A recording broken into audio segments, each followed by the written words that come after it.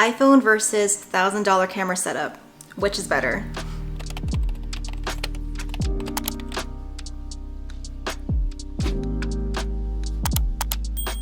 Hey guys, welcome back to my channel. Today we're talking product photography, specifically iPhone versus $1,000 camera setup, and which is better.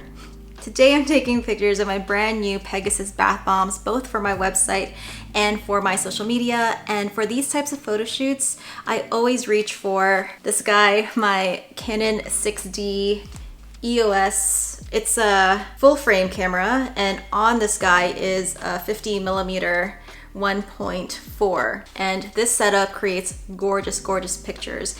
But I know for a lot of you guys that this setup is a huge leap from a cell phone, both in terms of price and the learning curve on how to use it.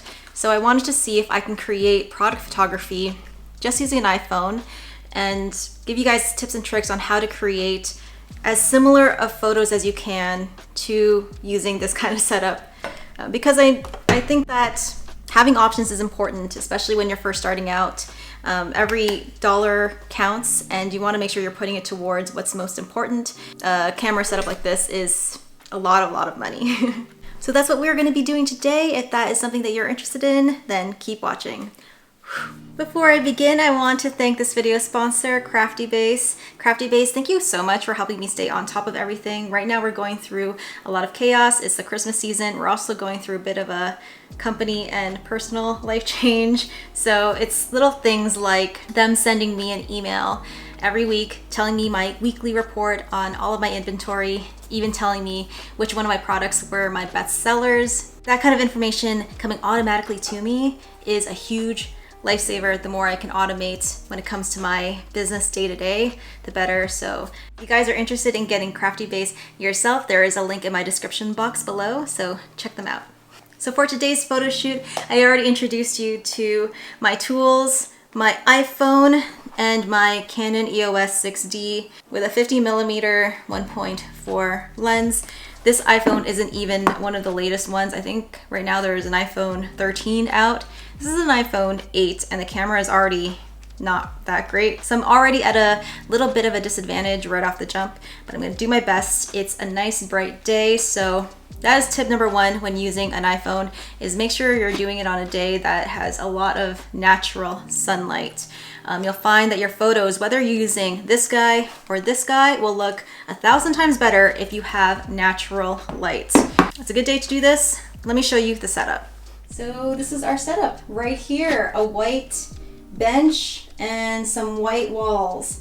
I really like having as neutral of a setup as possible because it really helps me get things set up super quick and easy. I used to have whiteboards and backdrops and all that stuff, but I'm moving away from that and trying to really streamline my business and get these photos done as quickly as possible. So this is where I will set my products down. And these are our models for the day. These are my new unicorn bath bombs. How adorable are they? Oh my goodness. Over here in their mane is my Pegasus bio glitter that I created with Fizz Fairy that I have just been loving, especially on this purple bath bomb color. And this is Grape bath bomb dye.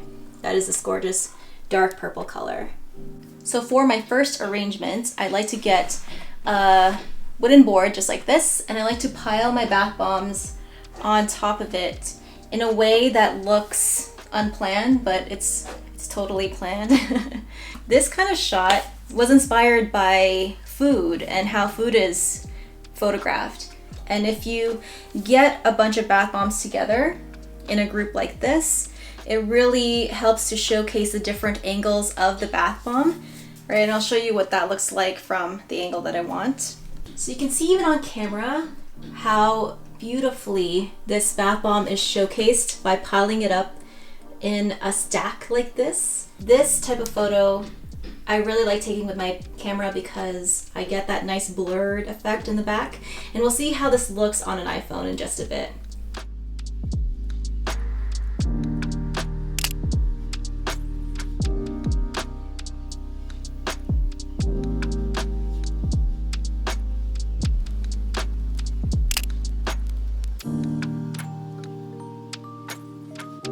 One one benefit that I have found with using the iPhone is that with natural light, it can change as clouds roll past the sun, or as the hours go by, I'll start to lose the light here. An iPhone will adjust automatically to how much light is in the room and will lighten up the picture as much as I need. But when it comes to a manual camera where I'm not on auto, I'm having to adjust the settings of this camera every time I get a shift in light. So unless you are really in tune with photography, it can be a little tough to keep things consistent.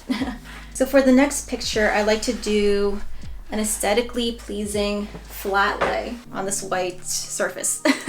Yeah, just have them all, again, grouped together. I find bath bombs, when you have a lot of them in one picture, it just looks so satisfying. And I will take my camera and just do a shot just face down on here.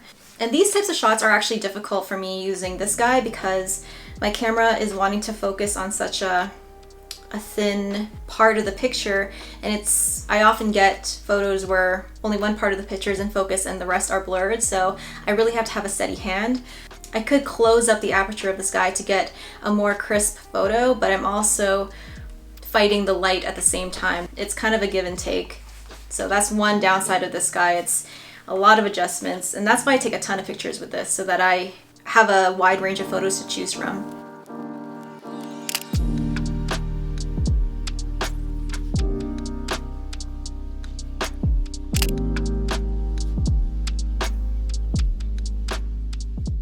I have noticed that taking flat lays with an iPhone is so much easier than taking flat lays with this guy.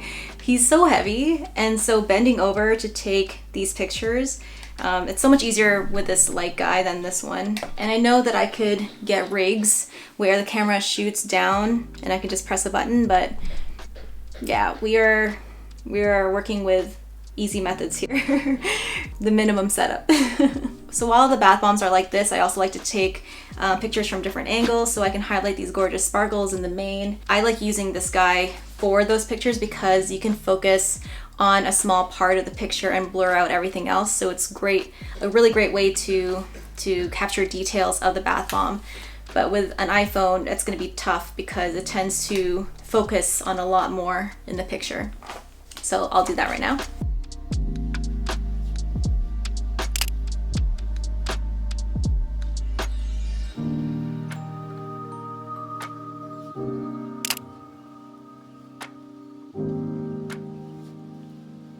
So for this next picture, I really like using the white walls of this room to hold up my product against it. So they just have a hand holding onto it. And I really like this type of shot because a lot of people are curious about how big your products are, and a hand is a good way to kind of give them a point of reference to know just how big the product is. I like to hold it up, take pictures. With this camera, these pictures come out beautifully, but it's tough because I'm trying to keep my hand steady, both holding this guy and holding this, so I can get a clear and focused shot.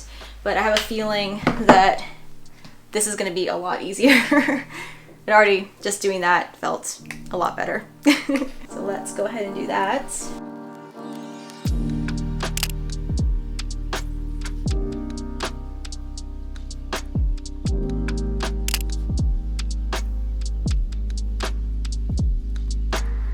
It also goes without saying that if you're doing handheld shots that you have manicured or at least clean fingernails, people will notice.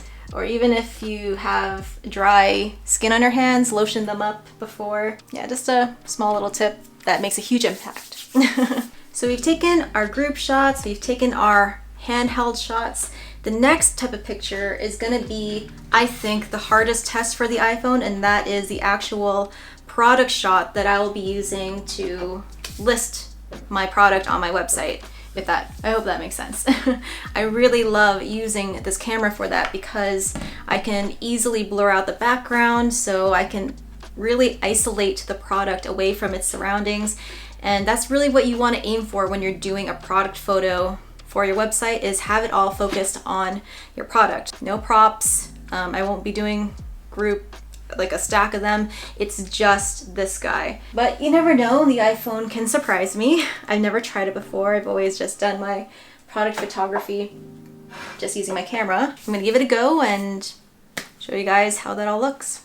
So for this shot, I like to make sure that the light is shining directly on the surface of my bath bomb or soap. So I picked my model, and I think the light is coming from back there. So I will position it upwards to start. And if it's not letting me, yeah, try to make it so that it's standing. Don't think it's gonna let me do that. Okay, see if I can get something to go behind it that I can prop it up on. Oh, perfect. So this is what the bath bomb looks like from this angle. And you can see that the bath bomb that I used to prop it up, I can't see it. So my product shot is gonna be just directly like this.